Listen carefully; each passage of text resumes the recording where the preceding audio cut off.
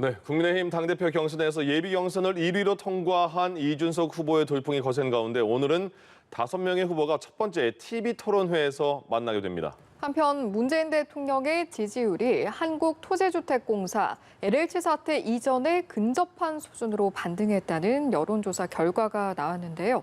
관련 내용을 포함한 정치권 이슈들 김성환 시사평론가, 윤기찬 국민의힘 법률위원회 부위원장과 함께 짚어보도록 하겠습니다. 두 분 어서 오십시오. 예, 국민의힘 경선이 뜨거워지는 그 한중간에 이준석 후보가 있습니다. 합동 연설회를 시작을 했고 TV 토론 오늘 시작을 하는데 지금 구도나 뭐 각 후보들의 그 스탠스는 어떻게 보세요? 그 연설회 보니까 나머지 후보들은 이준석 후보 공격하는 분도 계시고 거기에 또 주호영 후보는 좀 강하게 공격하고 이준석 후보는 그냥 공격에 대해서만 약간 방어하는 정도의 느낌이거든요. 원래 우리 선거에서 그렇잖아요. 이기는 후보는 네. 굳이 싸워야 할 이유가 별로 없어요. 자기 얘기만 하면 되는데 예. 지는 후보가 이기는 후보하고 자꾸 싸우려고 하는 거죠. 근데 이게 일반적인 어떤 당대당 선거였으면 모르겠는데 네. 당 내부의 선거에서 이런 모습이 나타나고 특히 신진을 상대로 해서 중진급 의원들이 이렇게 싸우는 이 모습을 어떻게 봐야 되는가. 근데 저는 뭐 여러 가지 전략상의 모습에 있어서도 그렇고 중진들이 굉장히 뭐랄까요? 좀 태도가 좀 국민들 마음에 안 들 것 같아요. 예. 왜냐하면 좀 더 포용성 있게 나가주는 모습을 보여줘야 하거든요. 네.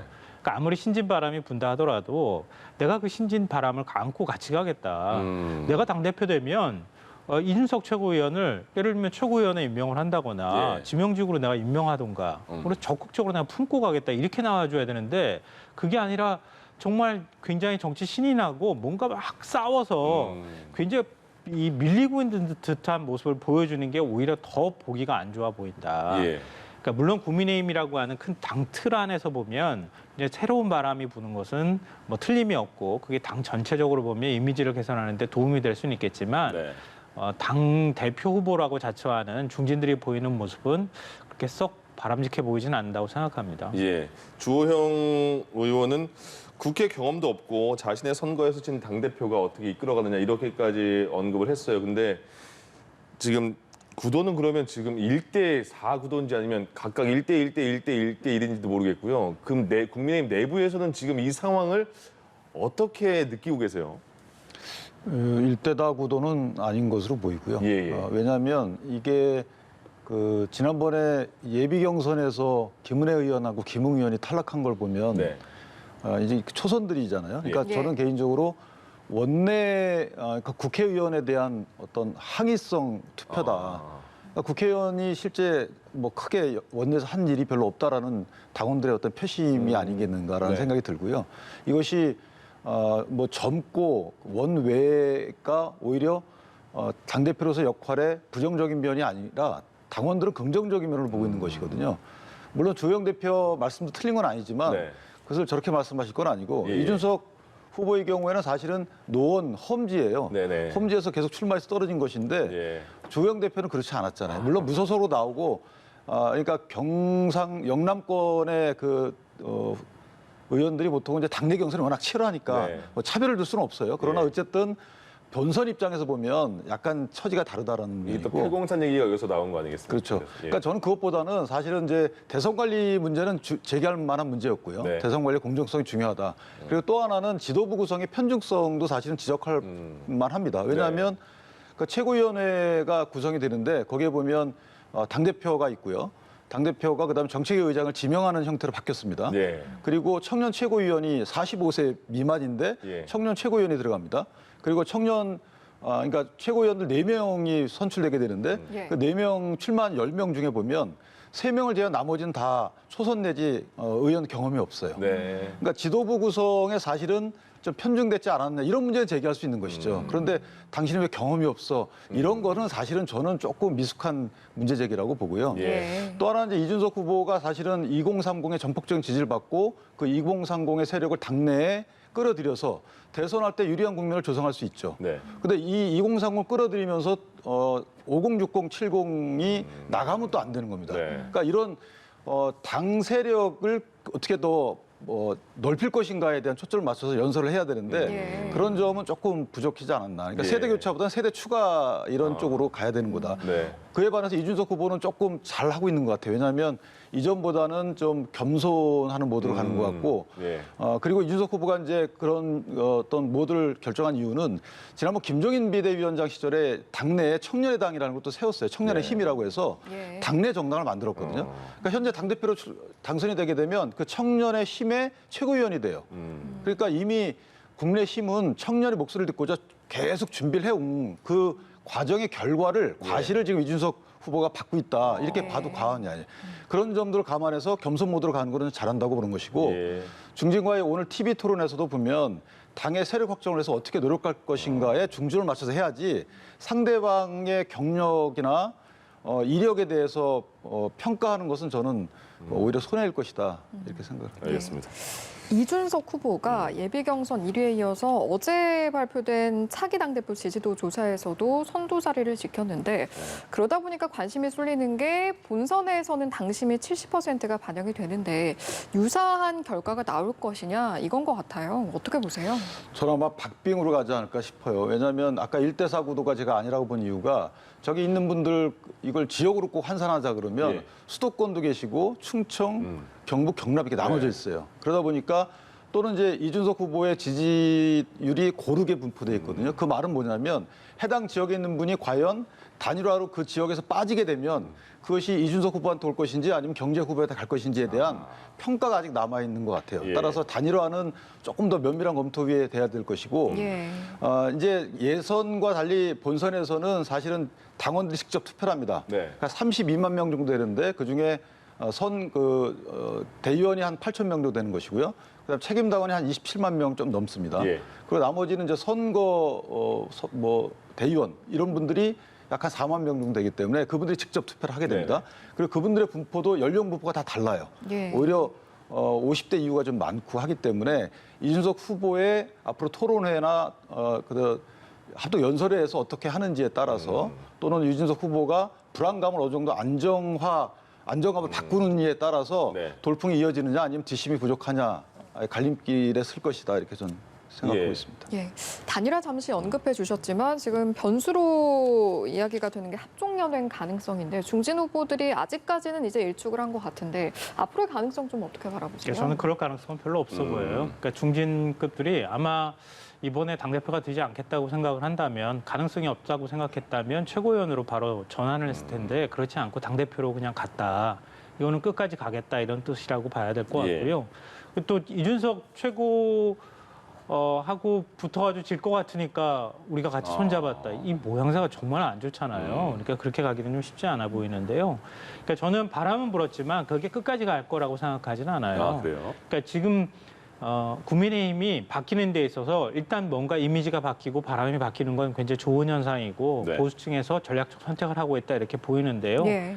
당원 구성이나 체질을 보면 아직까지 거기까지 가기는 좀 부족하다. 그러니까 이번에 뭔가 좀 긍정적인 계기로 삼는 데 있어서는 굉장히 중요한 기점이 될 수 있다고 보지만 예. 그러니까 청년층을 적극적으로 당원으로 흡수하고 끌어들이는 노력이 그동안에는 부족했기 때문에 이준석 전 최고위원이 당대표까지 가기는 좀 부족하다. 예를 들면 지금 영남, 특히 이제 TK가 전체 당원의 한 28% 정도를 차지하는 것으로 알고 있고요. 영남을 다 합치면 51%거든요. 그러니까 수도권이 30%가 조금 넘는다 하더라도 아직까지 그 영향에서 벗어나기 좀 어렵고요. 50대 이상의 전체 당원의 한 70% 정도를 차지하고 있습니다. 네. 그러니까 당을 어떻게 끌고 갈 것인가에 대해서 젊은 층의 바람은 굉장히 반겨할 수 있지만 당을 실질적으로 운영하는 데 있어서는 여러 가지 걱정이 들 수밖에 없는 상황이다. 예. 그러니까 국민의힘이 앞으로 2030 세대의 의견을 적극적으로 반영하고 체질적으로 바뀌기 위해서는 청년층 당원을 더 적극적으로 흡수하는 그런 노력을 해야 하는 것을 보여주는 것이고요. 근데 저는 이번에 만약에 이준석 전 최고가 되지 않는다 하더라도 그런 노력을 해야 한다는 신호로 좀 국민의힘에서 해석을 했으면 좋겠다. 예. 그러니까 그렇기 때문에 현재 당의 토대로만 본다면 아무리 국민 여론조사에서 이준석 전 최고위원이 상당히 많은 부분을 차지한다 하더라도 실제 당대표가 되기는 현실적으로는 좀 쉽지 않은 상황이다라고 생각이 됩니다. 그럼 만약에 이준석 후보가 당대표가 되건 안 되건 국민의힘에게는 어쨌든 큰 도움은 되는 상황인 건 맞는 겁니까? 그럼요. 예, 국민들께 그동안에 이제 국민의힘의 가장 큰 굴레라고 하는 게 탄핵 정당이라고 하는 이미지잖아요. 예. 탄핵의 강을 제대로 건너지도 못했고 좀 구태를 아직까지 갖고 있는 정당의 이미지들이 있었는데 그런 게 상당히 이제 많이 바뀌어가고 있잖아요. 예. 김종인 전 비대위원장이 호남에서 틀에서 좀 벗어나는 모습 보여줬고 그리고 탄핵의 강을 건너는 모습도 보여줬잖아요. 그러니까 현재 남아있는 것은 어찌 보면 기득권 정당이라고 하는 이미지를 좀 벗어나는 모습이어야 하는데 이준석 후보가 나옴으로써 그런 이미지에서 상당 부분 벗어나는 효과가 있을 수 있다. 예. 특히나 민주당하고 좀 크게 대비되는 모습이 보여지는 측면에서 결국 선거는 선택이니까 네. 민주당을 선택할 것이냐 국민의힘을 선택할 것이냐에 있어서 국민의힘의 이미지가 개선된다고 하는 것은 비호감도를 줄임으로써 나중에 예. 대선까지 좀 긍정적인 영향을 미칠 수 있다고 봐야 되겠죠. 요거는 여쭤보고 이준석 후보 얘기는 넘어가겠습니다. 당내에서 밖에서는 이렇게 분석도 많이 하고 많이 놀라는 상황이 된 거잖아요. 당내에서는 지금까지 이준석 후보가 이렇게 돌풍이 되는 것까지의 과정을 어떻게 많이들 얘기합니까? 예상을 못했죠. 예. 이렇게까지 그 돌풍의 정도가 이렇게 쓸지는 예상을 못했고 다만 긍정적으로 평가를 합니다. 네. 지금 말씀 주셨지만 사실은 2030 세대가 국민의힘을 지지하게 되면 그 갖는 의미가 상당히 큽니다. 왜냐하면 기득권 정당이라고 말씀 주셨는데 일명 뭐 타당한 면도 있어요. 그런데 지금은 2030 세대는 기득권층을 어디로 보냐면 4050을 봅니다. 네. 586 세대 그 주변을 보기 때문에 그렇다면 정치 지형이 변화하는 것이거든요. 5060 세대 이후를 기득권 세대로 보지 않아요. 그들이 볼 때는 본인들의 어떤 정치적 권리, 경제적 권리를 뭐 불공정하게 뺏어갔다고 보기는 어렵지만 어쨌든 상대적으로 네. 뺏어갔다고 보는 상대층이 4050 세대이기 때문에 예. 그런 면에서 보면 상당히 상징성 있는 거죠. 따라서 5060 당원들이 이준석 후보를 찍지 말라는 법은 없어요. 다만 불안한 건 있는 거죠. 그러니까 지금 국내심의 가장 당면한 문제는 대선이거든요. 대선에서 정권을 획득하는 것인데 그 대선 정권 획득 과정에 어떤 역할을 할 것인지 긍정적 역할을 하는 것은 뭐 일부 분명해요. 네. 그런데 부정적 역할을 할 수 있는 요소가 없잖아 있기 때문에 예, 예. 그에 관한 불안함을 이준석 후보를 얼마나 떨쳐버려 주는지가 사실은 이번 전당대회 결론에 큰 영향을 끼칠 것이다. 그러니까 세대별 차이가 아닌 거죠, 예, 이거는. 예. 그래서 그렇게 예상을 하고 있습니다. 알겠습니다.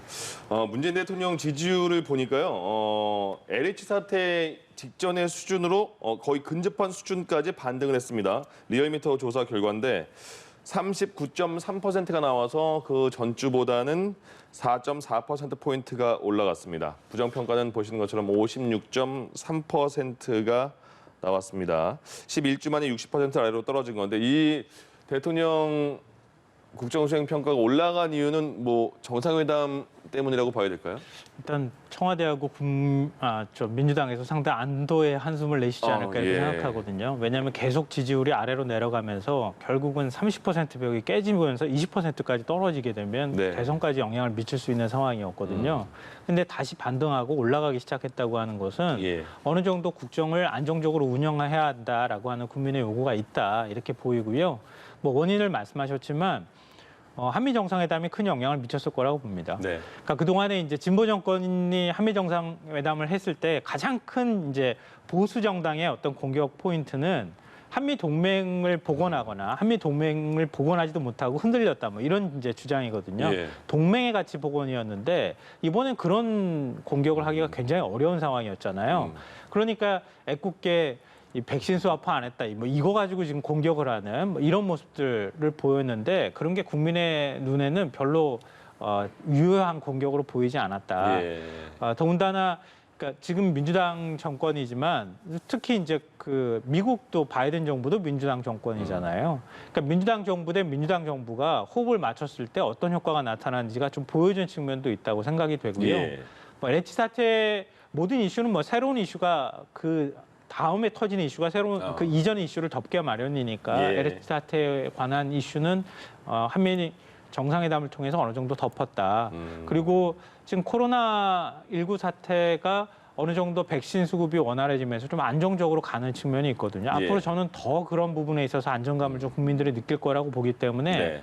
당분간은 이런 추세가 계속 이렇게 상향해서 좀 올라갈 가능성이 있다고 생각이 됩니다. 예. 정당 지지율을 보면요. 민주당 지지율은 미미하게 올라갔습니다. 0.8%포인트가 올라가서 30.5%가 됐고요. 국민의힘 지지율은 35.6%. 소폭 아주 조금이죠. 0.3%포인트 떨어졌는데 근데 일간 지지율도 보면요. 27일 날 37.4%까지 국민의힘이 올라갔어요. 이 정도 과정, 그러니까 이 수치를 보면 이준석 후보의 효과인가 이런 분석도 있던데 어떻게 보세요? 이게 컨벤션 효과가 있는 것이죠. 네. 언론의 노출도도 많고 그 이준석 후보의 돌풍이 긍정적 요인으로 어필된 거죠. 네. 부정적 요인이 아니고 예. 국민에게는.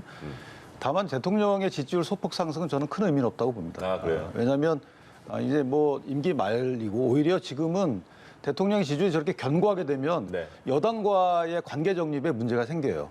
지금 저 여당 같은 경우에는 송영길 대표가 나와서 그동안의 실정에 따른 정책 기조를 좀 변화시키려고 노력하고 있는데 예. 대통령 지지율이 저렇게 높으면 그 변경시키려는 당내에 힘이 딸리죠. 그러다 보면 지금도 이 부동산 정책 관련해서 세제, 금융 관련해서 지금 혼선이 있잖아요, 당내에.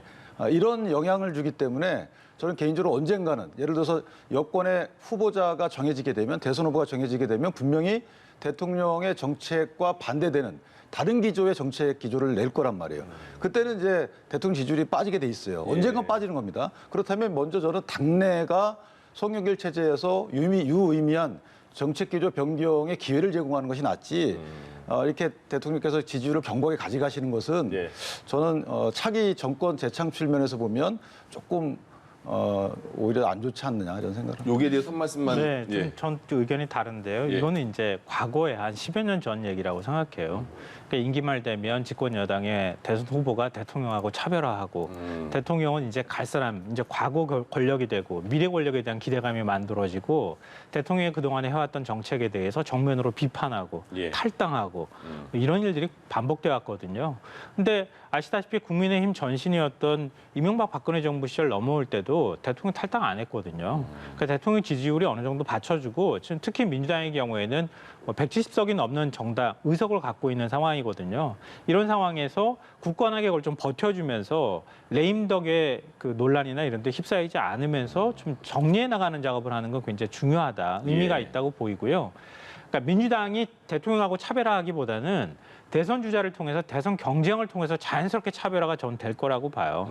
근데 아직 대선 주자들이 몸풀기만 하고 있지 본격적으로 뛰지는 않고 있는 상황이잖아요. 예. 그러니까 각 정당 간의 후보들이 본격적으로 맞붙어서 미래 권력들 간의 다툼이 생겼을 때 결국 문재인 정부는 그냥 현재 그 국정을 안정하는 기조 내에서 그다음에 미래 권력으로서 어떤 얘기들을 할 것인지 이런 과정들을 통해서 자연스럽게 서로 간에 달라지는 과정들이 저는 있을 거라고 봐요. 그러니까 예. 억지로 만들어가지고 대통령 지지율이 떨어지니까 대통령하고 난 다릅니다. 이렇게 할 필요가 별로 없다는 거예요. 예. 예. 이제 한 가지만 딱 네네. 더하면 예. 근데 이제 민주당이 결선 투표제를 두고 있기 때문에 사실 이재명 1위인 이재명 지사가 50%의 득표를 못하면 결선을 치러요. 예. 그런 상황에서 지금 후보자들이 계속 국민의 시각과 국민의 인식과 약간 다른 행보를 하고 있는 분들이 꽤 있거든요. 그런 이유는 이 결선 투표제를 염두에 둔 거기 때문에 저는 개인적으로 대통령 지지율이 이렇게 높으면 그 후보자들이 결선 투표를 염두에 둔 행보를 계속 이어갈 것이고 이것은 민주당 내 분열로 이어지지 않으려는 보장은 없다. 그래서 물론 뭐 그렇다고 이리저리 대선 지지율을 낮출 건 아니지만 네네. 대통령 지지율을 그러니까 지지율이 갖는 의미가 생각보다 그렇게 크지 않다라는 의미에서 드린 말씀입니다. 네. 네, 알겠습니다. 다음으로는 민주당 대권 주자들의 움직임도 한번 살펴보도록 하겠습니다. 네. 일단 이재명 지사의 기본소득에 대한 공개 반박 이야기가 연이어 나오고 있는데 이낙연 전 대표에 이어서 정세균 전 총리는 동아에나 나올 법한 이야기다. 또 이광재 의원은 재원 마련에 문제가 있다 이렇게 언급을 했거든요. 이런 모습 좀 어떻게 바라보셨습니까? 네, 앞서 국민의힘 전당대회 관련해서 제가 말씀드렸잖아요. 그러니까 이재명 지사 입장에서 보면은 나쁜 게 아니에요. 그러니까 왜냐하면 분명하고 확실한 자기만의 그 일종의 정책이 생겼잖아요. 기본 시리즈라고 하는. 예. 그러니까 기본소득에 대해서 다른 후보들이 공격하고 있다는 얘기는 기본소득만 정책으로 보인다는 얘기가 되는 거거든요. 그러니까 이재명 지사만 대선 후보로 유력 대선 후보로 보인다는 얘기가 될 수 있어요. 이거는 일종의 이제 뭐 우리 그 시장에서 상품을 개발해도 역시 마찬가지잖아요. 그러니까 계속 하나의 상품이 히트를 쳐서 나가면 비슷한 상품들이 계속 나오거나 아니면 그 상품을 대체할 만한 뭔가 상품이 나와줘야 되는데 비슷한 상품이 나오면 시장 파이가 오히려 커지고요. 그 비슷한 상품을 안 내놓고 경쟁 상품을 내놔서 막 공격하기 시작하면 오히려 더 잘 팔리는 현상도 나오거든요. 예. 그러니까 지금 이재명 지사의 기본소득 시리즈가 그만큼 국민들한테 어느 정도 소구력을 갖췄다고 하는 얘기가 되는 거고 예. 결국 다른 후보들의 입장에서는 유력 대선 주자가 되기 위해서는 어쩔 수 없이 그 정책들을 공격할 수밖에 없는 상황에 놓여 있다. 이 얘기는 그걸 확실하게 깨주지 않으면 유력 대선 주자 위치에 올라가지 못한다는 얘기가 되는 거거든요. 그러니까 그 과정에서 어떻게 앞으로 뭐 어떤 모양이 나올지는 예상하기는 어렵지만 예. 당분간은 그 틀이 깨지지 않을 것 같다. 그 모습들이 이 현상으로 보여지는 것이라고 생각합니다. 예.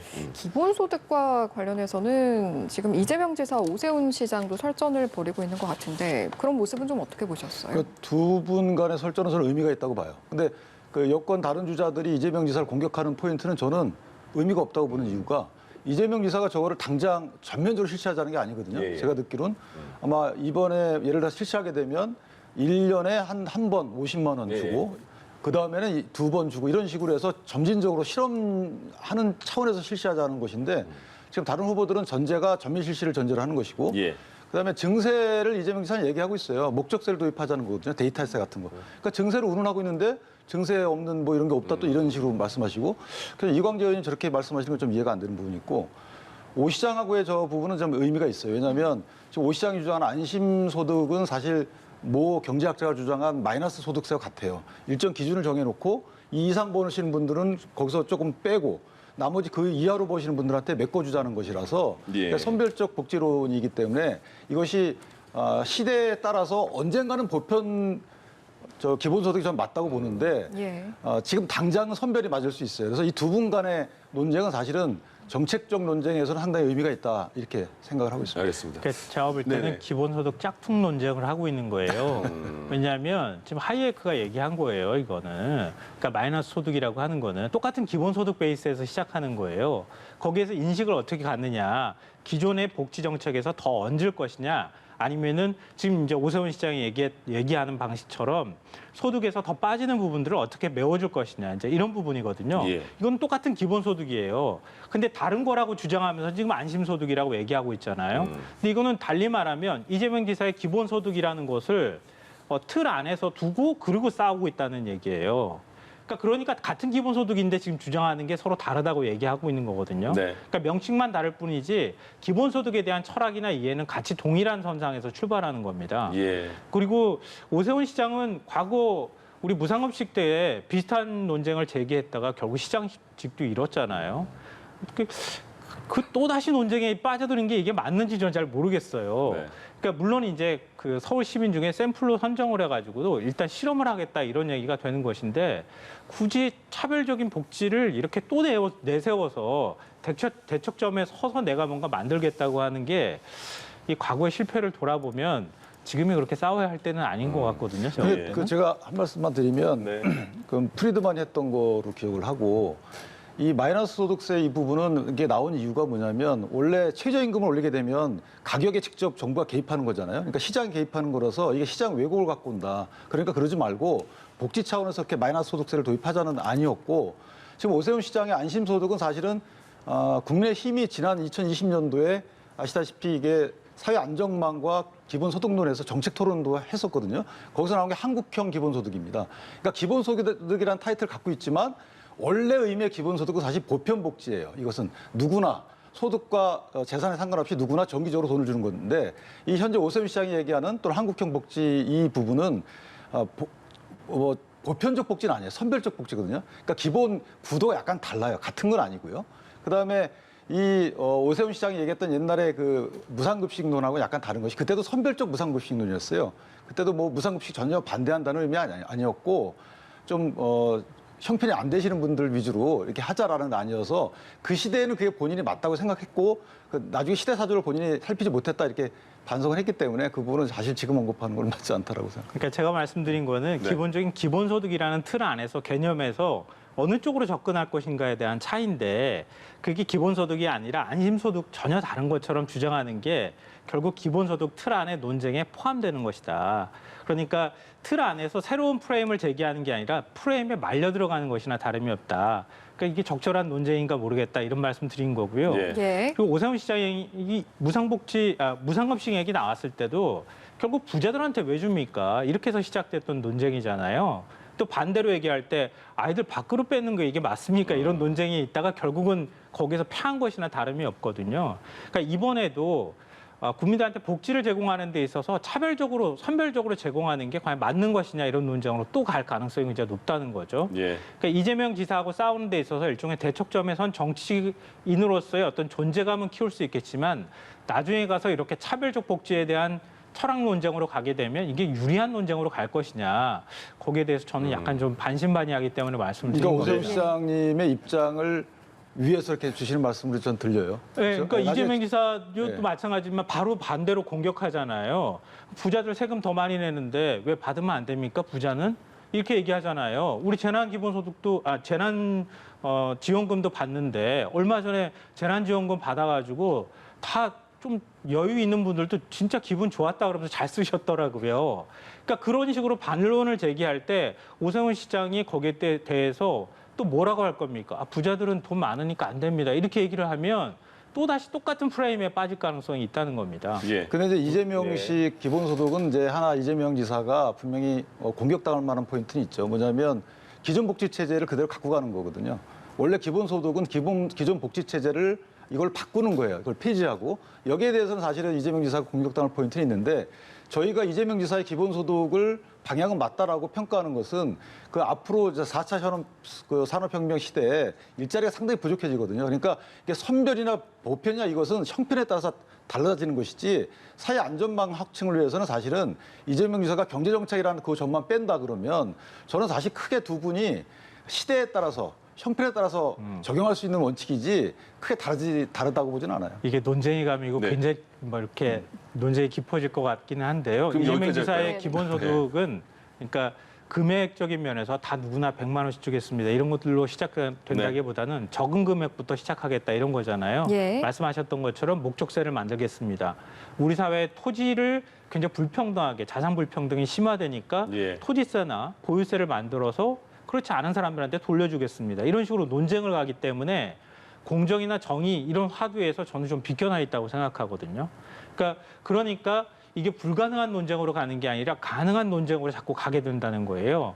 그런 점에서 기존에 우리가 얘기했던 복지 논쟁하고 좀 다르다. 네. 그러니까 이재명 지사를 공격하려고 해도 공격이 잘 안 되는 포인트들이 거기에 있기 때문이다라고 생각합니다. 네, 알겠습니다. 저희가 시간 관계상 여기까지 듣도록 하겠습니다. 지금까지 김성환 시사평론가 그리고 윤기찬 국민의힘 법률위원회 부위원장과 함께했습니다. 고맙습니다. 고맙습니다. 예.